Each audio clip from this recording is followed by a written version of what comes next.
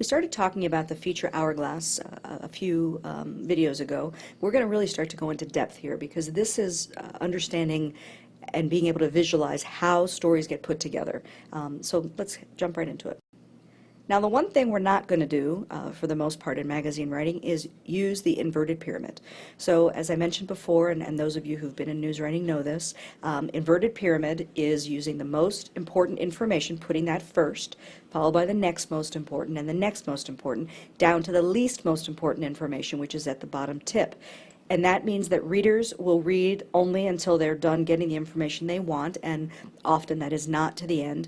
And editors can cut that story off at the end if they want to and not really risk that they're going to compromise it for the reader. The goal here is that you get in and you get out of the story as quickly as possible. You're going to give the reader what they need, but they don't really have any real investment in the story. They only have an investment in the facts as far as they want the facts to take them. Now we're writing to be read. Magazine articles, feature articles in general, are meant to be read from beginning, from the anecdotal lead, through to the theme paragraph, through the body, to this ending that's some type of emotional or compelling conclusion. And so this is how it works. We have this lead, and the lead is an anecdotal story that will take us to the theme. So it can't be something, rather vague and out there. It has to be something that focuses us toward the theme.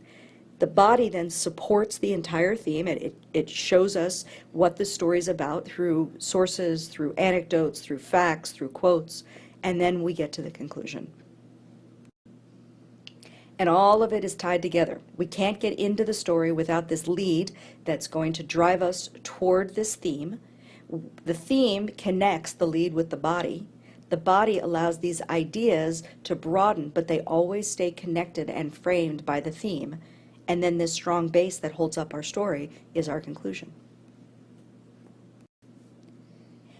It's really important to keep in mind how self-contained this is. So the same way in a conventional hourglass, no sand can flow outside of the hourglass structure, and no idea can leave the framework that's presented in the theme and that is contained within the body. So you have to keep the body focused where the theme sets us. And if you find that it's starting to drift, we have to correct that.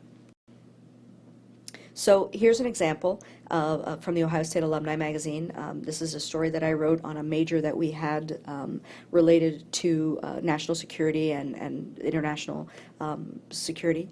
So you can certainly read this lead, and I'd like for you to notice how this lead is going to take us to the theme. So in the months after the September 11, 2001 terrorist attacks, thousands of Americans sought to heal themselves and serve their wounded nation by joining the military and intelligence branches that protect the home shores.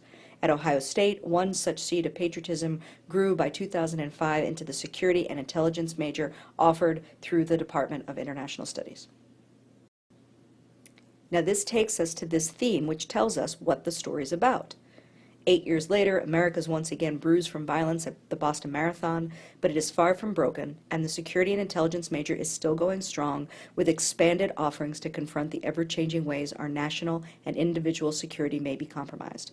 So this story is about this major, about where it came from, why it's being offered, how it's expanded, and how it deals with our national and individual security. Now, I've given you the whole body of the story here so you can see, hopefully, how the body supports the theme.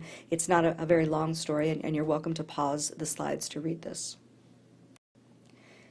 And then we come to the conclusion. So this is the last paragraph of the story, and as I've mentioned before, quote is a great conclusion, and that's what I used here.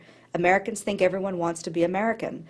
Mugen said, Tony Mugen was my source in the story. That's part of the myth of the Great Society. But we are now seeing foreign-born people perpetuate terrorist acts on American soil. That's a new reality that runs counter to deeply held cultural myths.